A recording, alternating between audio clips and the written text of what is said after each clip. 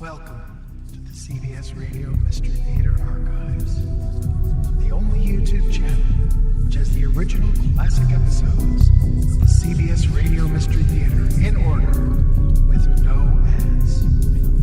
Thank you for listening, and now, enjoy the show.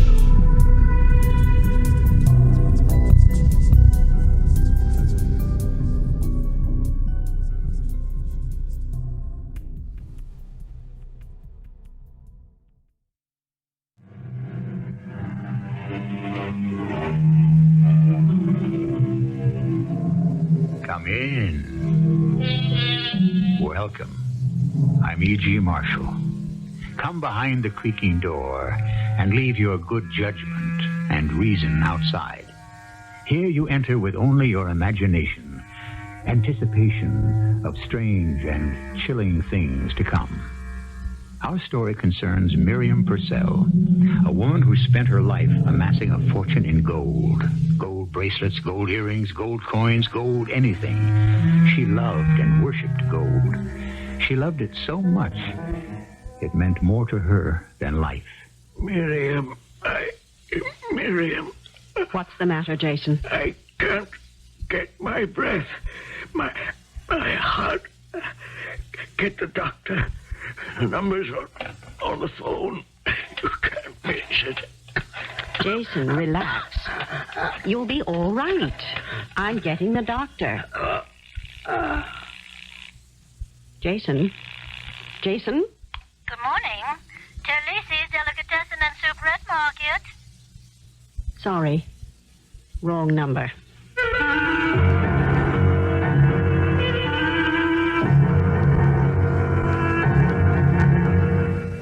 Our mystery drama, A Heart of Gold, was written especially for the Mystery Theater by Bob Juhren and stars Francis Sternhagen.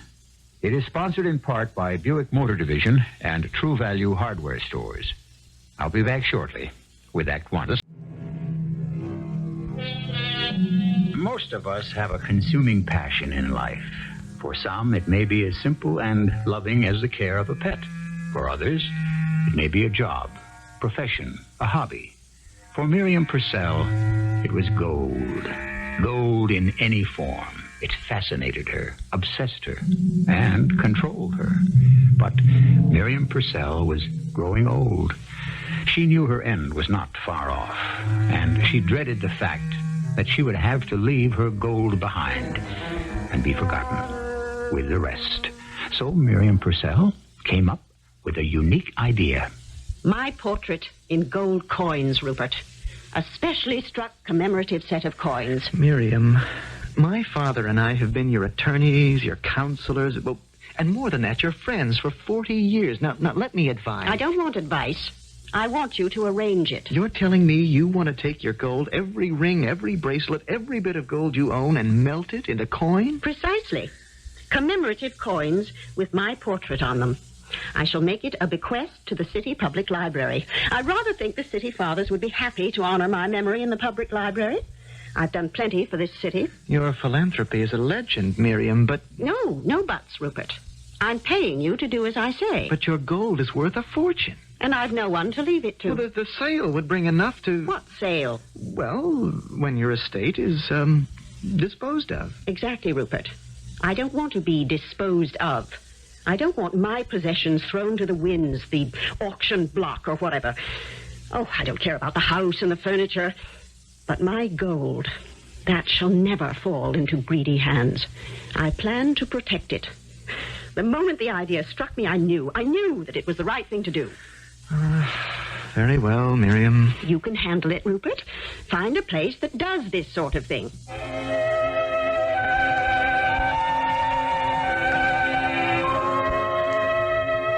Well, Rupert? Well, I found a firm that will make the coins, but it's expensive. The cast is the big item. Hang the expense. Well, the number of coins depends, of course, on the amount of gold. They'll have to see it, weigh it. And then there's the size of the coins to be considered, the inscription, and, of course, your portrait. My portrait, yes. That's most important. Can they weigh the gold here? We don't have to take it all to their office, do we? I didn't go into that. I don't know. Well, find out. I'll start getting it together. You are determined to go ahead with this, aren't you, Miriam? I certainly am. And now that I know it can be done, I'm going to delight Herbert Wilson and the other library officials by announcing my intent through the press. They can hardly turn my offer down then, can they?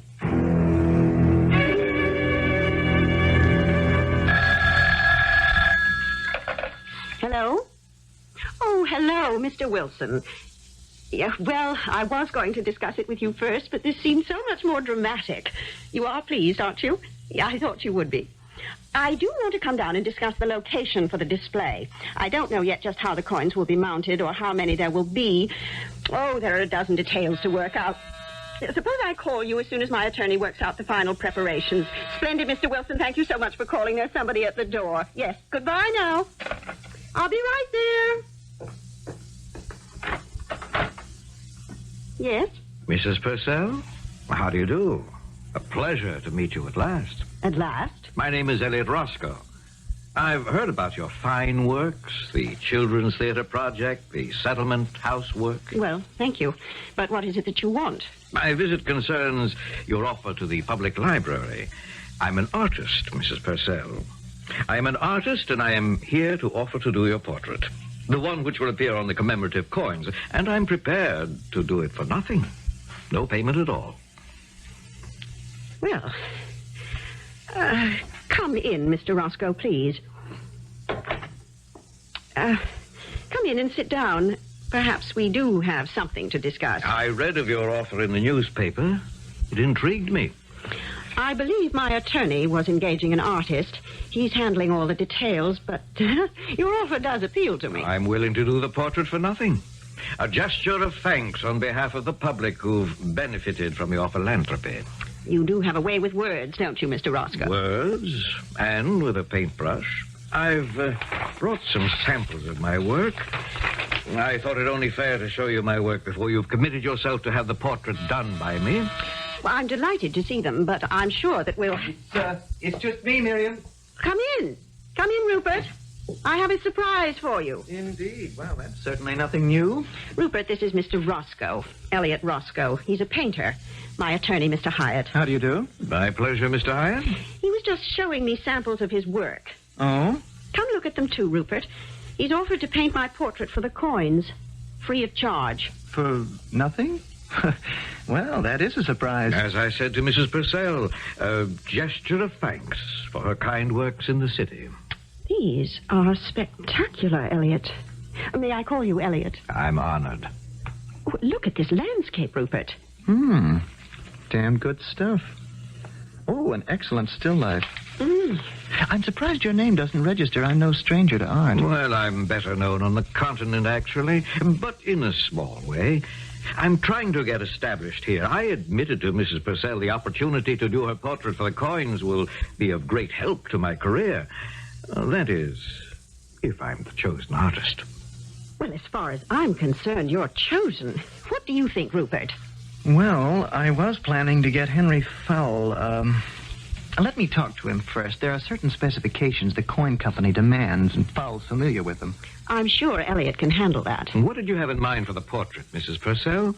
Profile, full face, torso? I haven't really thought about it. Oh, but I do want to be wearing some of my gold jewelry. We'll discuss it at the first sitting. Then I'm to assume you want me? Call us next week, and we'll discuss it further, Mr. Roscoe. Very well. I'm glad you liked my sketches. I'll see you out. I promise you'll be satisfied, Mrs. Purcell. Your portrait will be an exact likeness, I can assure you. Good day, sir. Are you out of your mind, Miriam? Allowing a perfect stranger to bulldoze you like that? What do you mean, Rupert? He's no painter. He's a con artist. Why are you fighting me every step? You're paying me to look after your interests, and in this case, I am. He's simply after your gold. He never painted those pictures he showed you. Why should you doubt him? But how can you believe him? A stranger walks in, tells you he wants to paint your portrait for nothing. Come on, you're shrewder than that, Miriam. I'll prove it to you. I'll get in touch with Henry Fowle and prove there's no such artist as Elliot Roscoe.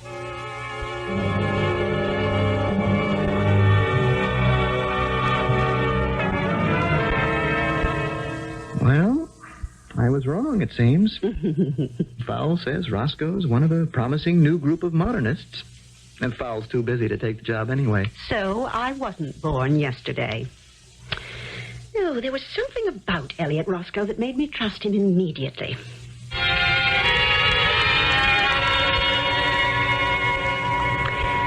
I've decided on a head and shoulders frontal pose, Elliot. Splendid.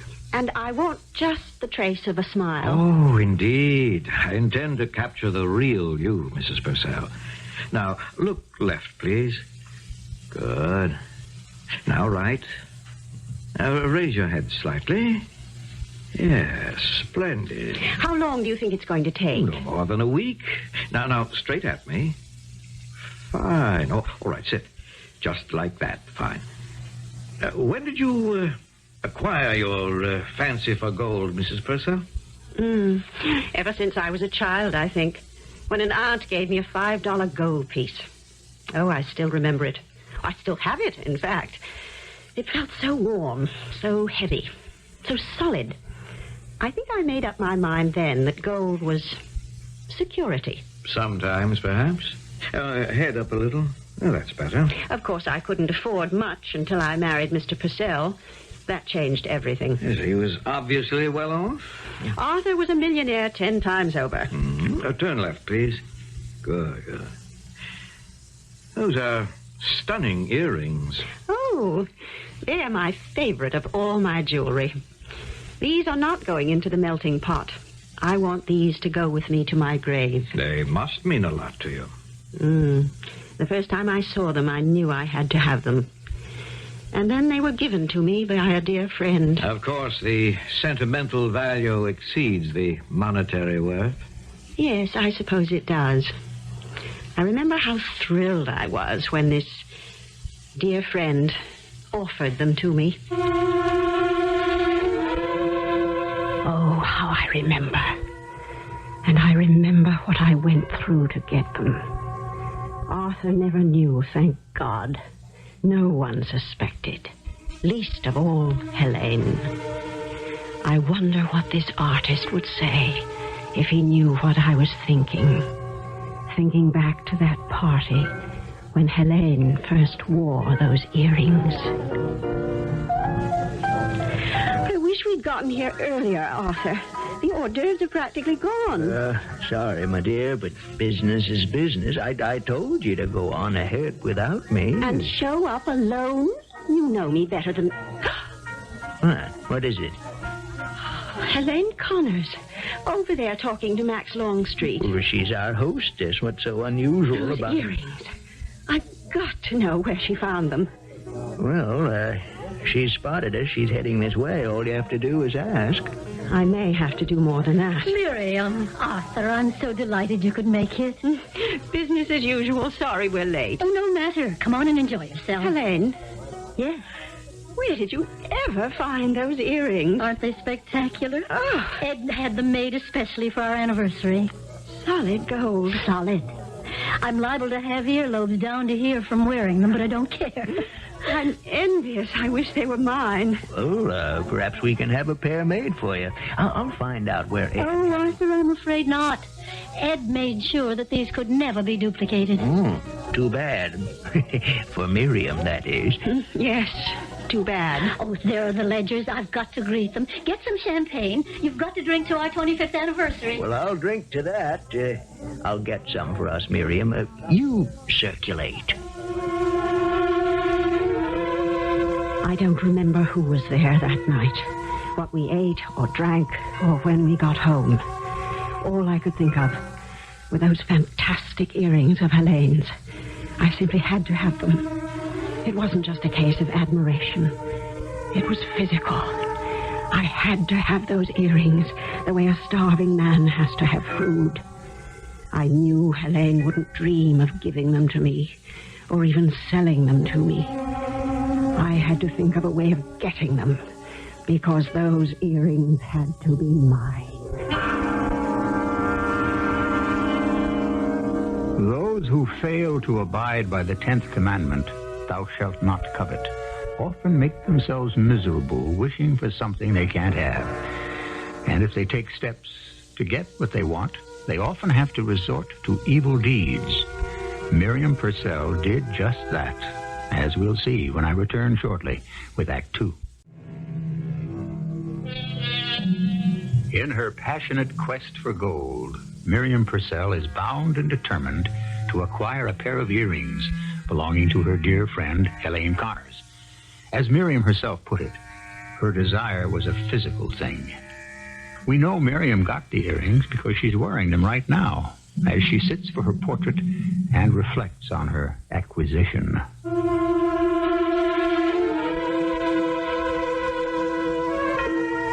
Much as I hated to do it, I decided first to lay my heart at Helene's feet. Try to make her understand how I felt about those earrings. But they were Ed's anniversary present to me. I can't possibly sell them. Helene, I'll trade you any piece of jewelry of mine for them. Take anything. Something worth twice what the earrings cost. You can't understand. It isn't a matter of money. It's sentiment. Ed wants to see me wear them, and I want to wear them. But you don't understand how much I want them. Miriam, I'll never understand. Please, we're such close friends. Don't spoil it by bringing this between us. All right, Helene. But make me a promise. If I can. Promise me that if you ever do decide to sell them or give them away, you'll let me have them? Well, of course. I can promise that. If I ever do decide. Because I won't. Nothing could make me want to part with those earrings. And I knew she meant it. But I wasn't finished. There had to be a way to get those earrings. And I finally thought of it. Hello, Mrs. Purcell. Yes? This is Joey. Fred Oaken said you might have a job for me. Oh, yes. I've been expecting your call. I never do business on the phone. Only in moving cars. I'll pick you up today at 1. Can't we talk here? There's nothing as private as a moving car.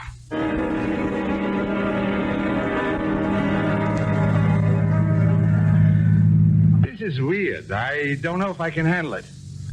$10,000. Yeah, that's a lot of loot for not killing someone. Well, I guess you got yourself a deal. the woman and I lunch on Saturday at Tremblay's. You know it? Who doesn't? We'll say goodbye in front of the restaurant around 2. You can get a good look at her. Then the rest is up to you. Okay. This is one kooky job, but 10 grand is 10 grand. And it's not even murder. Hello? Helene, darling, lunch on Saturday as usual? Of course. I'm looking forward to it. Oh, Helene. Yes? Oh, could I ask you not to wear those earrings? They make me uncomfortable. Oh, they're too dressy for lunch anyway. Tremblay's at 12 then. See you there. Well, my dear, how was lunch with Helene? The same as always. Darling, you seem so tense this afternoon. You're preoccupied. It's nothing. Well, it's not like you, Mary. Oh, I'll get it. Hello? Oh, hello, Ed. What? Oh, Mike. I can't believe it. What is it, Arthur? Do you want me to come to the hospital? Well, all right. Yes, let us know right away. Did they catch him? Oh. That's awful. Why, that's just awful. Yes, we'll wait to hear. Bye, Ed. What happened? Helene was attacked by a mugger on her way home this afternoon. Oh, no. Well, that's not the half of it. She wasn't just mugged. The maniac cut off her left ear.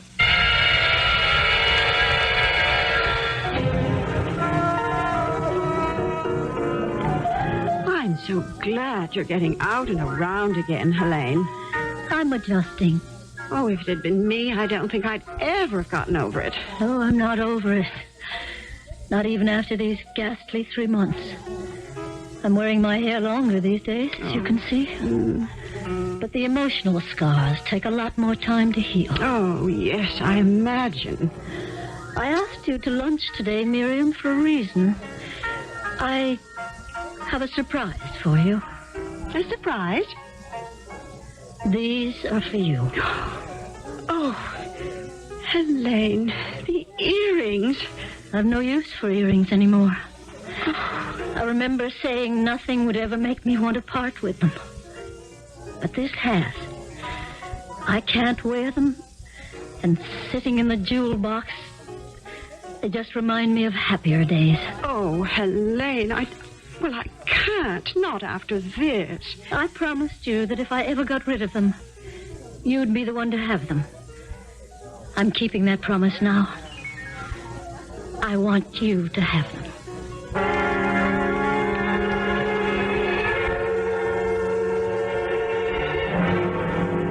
Such a pensive mood, Mrs. Purcell. Oh, I was just thinking. A penny for your thoughts? Not for sale. I think that'll be all for today. I've got a good start. May I see it? Certainly. It's just the rough right now.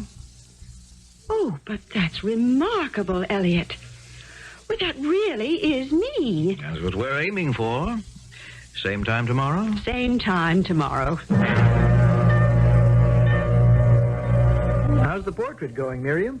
Take a look for yourself. Remarkable likeness. Roscoe's good. Spectacular. One more sitting will finish it. Good. Now, the coin company says they can make 15 matched coins with the amount of gold you have. Oh, they returned this vase. It's not pure gold. It's not? I should think you, of all people, would have known.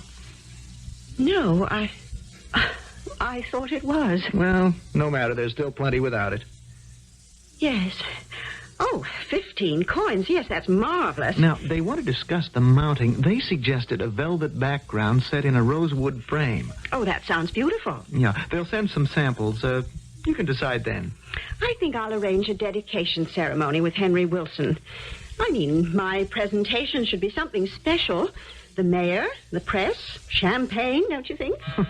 Well, of course, you can't very well send it over by parcel post. Oh, that's Elliot for today's sitting. Come on in, Elliot. Do you want to stay and watch? Well, thanks, but I have some errands to run. Hello, Mr. Hyatt. Mr. Roscoe. Miriam tells me 2 more sessions will finish it. That's about it. I'm pleasantly surprised at the result. The portrait's exceptionally good. My humble thanks. Mm-hmm. I'll be in tomorrow with the mounting samples. Good. Keep up the good work, Mr. Roscoe. You can depend on it. Good day. Well, Mrs. Purcell, to work, eh? Ready when you are, Elliot. Oh, let me get rid of this vase first. Oh, it's a handsome piece of work. Isn't it? I was surprised to find it's not pure gold. I thought it was. The design is entirely unique. It's almost a masterpiece. In a way, I'm glad it's not going to be melted with the rest. Perhaps I'll save it for my ashes after I'm gone. Oh, well, let's think of brighter things. I'm very fond of that vase. It, too, was given to me by a very dear friend. I've no doubt you've had many dear friends, Mrs. Purcell. Someone as good-hearted and generous as you.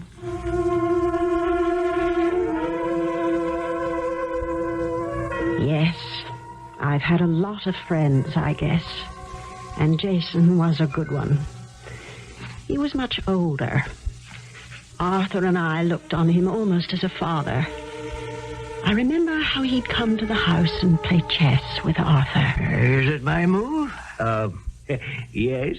Good grief. I was waiting for you. Getting forgetful, Jason. No, getting old. Nonsense. What's this about getting old? Jason thinks he is. Nonsense. Here's your brandy, gentlemen. I laid out some cheese and crackers, You're too. both very kind, but next month I'll hit 85. 85? I don't believe it. I don't feel a day over 80. I feel great, as a matter of fact. If it weren't for this heart of mine, I think I'd take up tennis. Well, anyone who survived 2 heart attacks shouldn't take up anything more strenuous than chess. Your move. Huh? Oh, so it is. Oh, Jason, before I go upstairs, I've been meaning to ask you something. Oh, certainly, Miriam. It's a favor. Well, I'd do anything in my power for you and Arthur. Well, I'm giving a small dinner party next week, and I wonder if I could borrow that gold vase of yours for the table. Oh. Well, I realize how much it means to you, but I promise I'll take perfect care of it. It's so stunning. It's just the thing to, well, impress Arthur's new partner. Well, now, that's a family heirloom, Miriam. You can't ask Jason to do that. Miriam, I really hate to turn you down, but Arthur hit it on the head. I really can't. No, not that vase. Well, I understand. I hesitated asking in the first place. I'm really sorry, Miriam. No, it's all right. You two enjoy your game.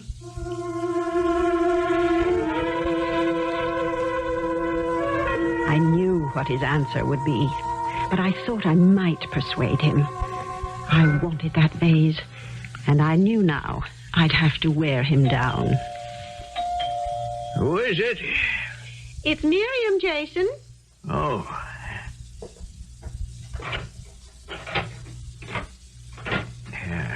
Double lock.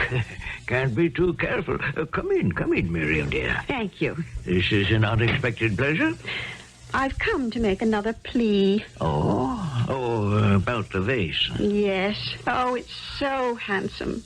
May I hold it? Well, of course. But... I can just see it now with chrysanthemums and bittersweet. Oh, Jason, may I please? Well, Miriam, all right. Just for the dinner party. Oh, you're an angel. I want it back the very next morning. Now, will you promise me that, Miriam? Well, of course. I'll bring it round that night if you like. Oh, no, the next day will be just fine. I'll never ask again either, Jason. It's just that this party is so special. Yes, it must be. I'll come by next Thursday, about 4-ish.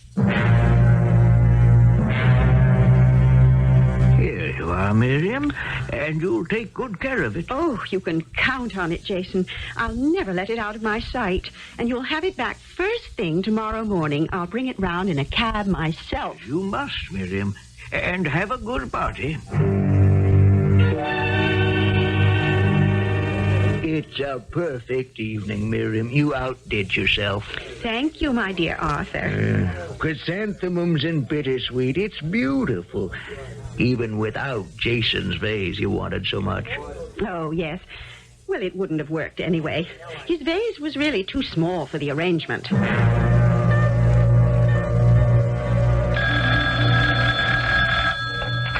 Hello? Miriam, it's Jason. Oh, yes, Jason. How was the dinner party? Oh, quite a success. Good. I thought you'd be here by now. You did say morning. I said what? You said you'd return the vase first thing in the morning. The vase? I don't understand. Now look who's forgetful. I'm talking about my vase you borrowed for the party. But you told me that I couldn't have it. Oh, Miriam, please stop playing games. Well, I'm not playing games, Jason. Miriam, yesterday afternoon you picked up the vase for the party. I want it back. I don't know what you mean, Jason. I never borrowed your vase.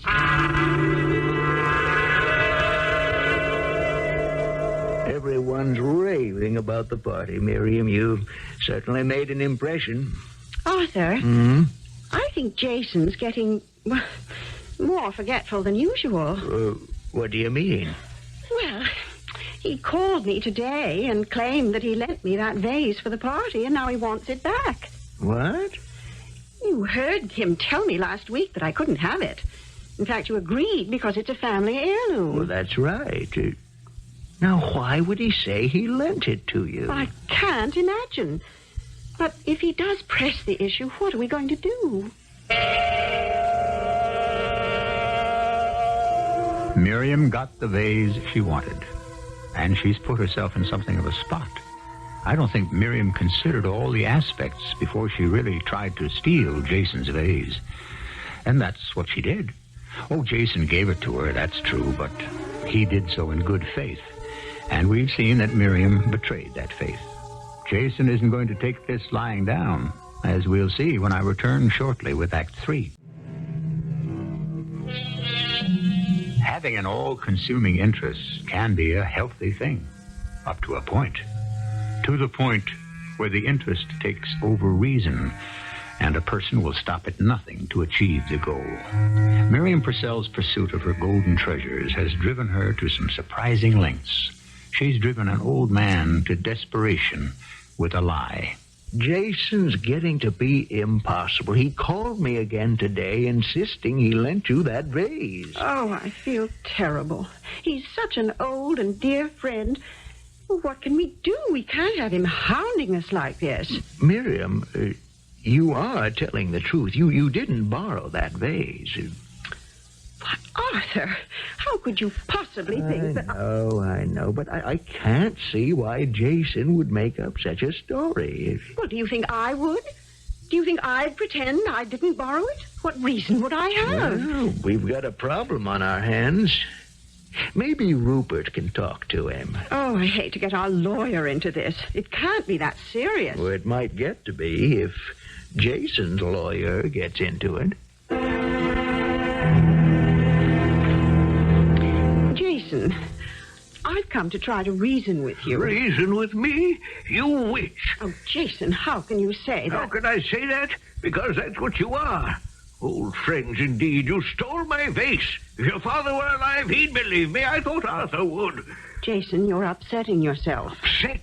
You don't know how upset I am, how much more I'm going to be. I'm not letting this go, Miriam. I know you have that vase, and I'm going to get it back if I have to take you to court. If I have to get a search warrant for your house, I'll go there myself. And Jason, it won't do you any good. I don't have the vase. You never lent it to me. I did, and you... Miriam. Miriam. What's the matter, Jason? I can't get my breath. Do you want me to pat you on the back? My heart.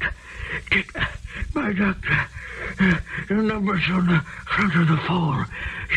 You can't miss it. Don't you think you're making too much of these spells? Please, Miriam. Please call the doctor. Please. Oh, very well. What's the number? On the front of the phone. Oh, yes. Jason, lie down or something. I'm getting the doctor. Jason? Jason?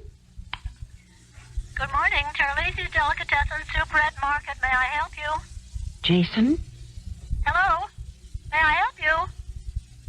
Oh, sorry. Wrong number.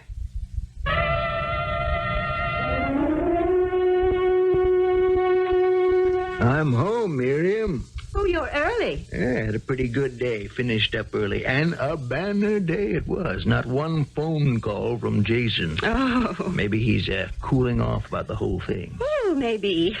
Yeah. What'd you do today, my pet? I stayed home all day. I did some sewing and finished that book by Colette. No library meeting? No Friends of the Philharmonic? No, I didn't go out. Well, I'll fix us a cocktail. Oh, get that, will you, my dear? Oh, all right. I'll get it. Hello? Yes, this is Mrs. Purcell. Yes, of course. He's an old friend. Why? Oh, no. Oh, no. Oh, what is it, Miriam? Jason's dead.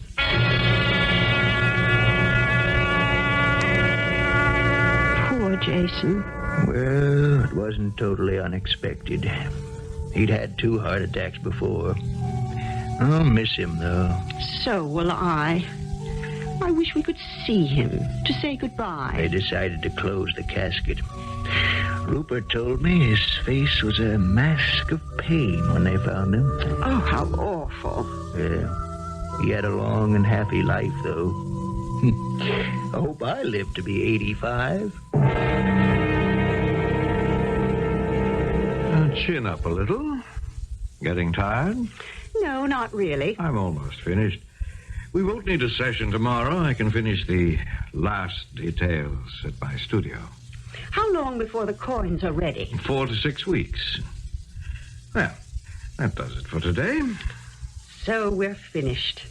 Oh, it's a perfect portrait, Elliot. I knew it would be. Thank you. There are a few details to add, as I said, but I'll take care of them later. Well, which one do you want, Miriam? Oh, it's so hard to decide. I think the blue velvet. Yes, blue sets off the gold best. And the rosewood frame, of course. That's perfect. What's holding us up, Elliot? The coins should have been ready a week ago. We're having trouble getting the right impression. Well, I don't know anything about it, but it seems ridiculous to take this much time. It's not as though we were their first customers. Each job has its own problems, Mrs. Purcell. Well, I've had to postpone the dedication ceremony once already. I don't want to have to do it again. Ah, but you do want your commemorative coins to be just right, don't you? Well, yes, that is the important thing. Then leave things to me, Mrs. Purcell. Good quality takes time. Good news, Mrs. Purcell. They finally got the impression to hold. The coins will be ready on Saturday. Can I believe that? You can believe it. I'm picking them up at 10:30. Well, thank heavens for that. I'll go ahead and set the ceremony for Sunday.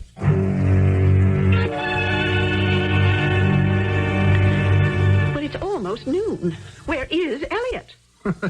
Stuck in traffic, maybe? Don't joke, Rupert. I'm not in the mood for it. Sorry. Rupert? Hmm? You don't think that he might have... Have what? Have made off with them? The coins are all solid gold. Hey, I never thought of that. I trusted him so. It never occurred to me that he might try to steal them. Now we don't know that he has. Tell you what, I'll call the company, see if he's picked them up yet. I have the number here somewhere. If he hasn't arrived yet, tell them you'll pick them up. Tell them not to give them to Elliot Roscoe. Maybe I should have done that in the first place. You see, after my initial contact, Roscoe handled all the details with the company. Oh. Well, I never thought to step in. I'm beginning to think that was a... hello? Yes, this is Rupert Hyatt. I'm calling for Mrs. Purcell. Yeah, you've done a set of coins. Yes, Purcell. Tell me, has the artist been there to pick them up yet? I see. Very well, thank you. He picked them up more than an hour ago. Oh, dear. All we can do is wait and hope. Should we call the police? And tell them what? Well, I don't know. But this so-called artist may be on his way to Argentina or someplace with all my gold. He should have been here in 10 minutes if he came directly from the coin company. I'll try his studio. Perhaps he went there. Oh, thank heavens. Come in. Come in. Where in the world have you been? I got stuck in traffic. Sorry. Oh, I've been a nervous wreck. Well, here they are. I'll be interested in your reaction, Mrs. Purcell. The mounting is extremely handsome. Well, this calls for a celebration. Pour some brandy, Rupert. Let me help you with the wrapping. Brandy for 3 coming up. How do you think they turned out, Elliot? Oh, the likeness is the real you, Mrs. Purcell. Well, Mrs. Purcell? Miriam! Miriam, what's the matter? No, it can't be. It can't be. Miriam, No. Miriam! Oh, my God, you threw the whole thing through the window. What in heaven's name is it, Roscoe? How could they know? How could they know? Roscoe, call an ambulance. She's collapsed. I don't think that would help. Miriam, damn it, man, will you call that ambulance and get some brandy over here quick? Yes, brandy. I think you'll need it. Miriam, will you hurry with that brandy? Miriam. Here's the brandy. Roscoe, she's dead. Miriam's dead.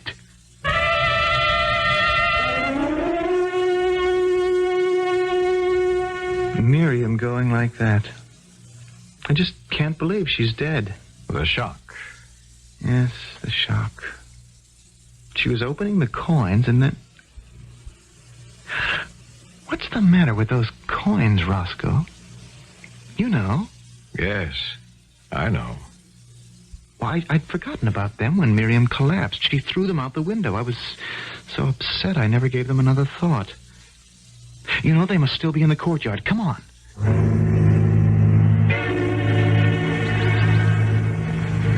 There they are. Frame's broken. The plastic's cracked, too, but the coins seem to be all there. And what the devil could be the matter with them? Take a look. What is this? That's not Miriam's face. That's not the face you painted. Quite so. It isn't the portrait I painted. Well, are they somebody else's coins? I don't understand. No. This is Mrs. Purcell's order. Her gold, her coins. But she understood. I don't know what you mean at all. This is ridiculous. It's the face of an old man on these coins. A face twisted in pain. Yes. The face of someone dying, perhaps? This is ghastly. I refuse to accept. And do you notice something else? What? Look closely at each of the coins. Well, they're all alike. The same twisted face of an old man. Yes, but look again. The left ear is missing.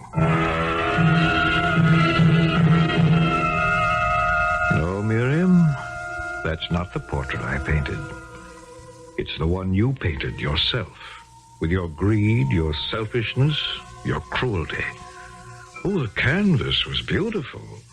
The one you saw with the lovely face, the gentle smile, the beautiful earrings. But when the coins were struck, Miriam, your precious gold took over to capture the real you. After all, you'd already sacrificed your soul for your gold many times over. So, dear Miriam, rest content. The coins are indeed a remarkable likeness, and your memory will not be forgotten with the rest. You created it with your heart of gold.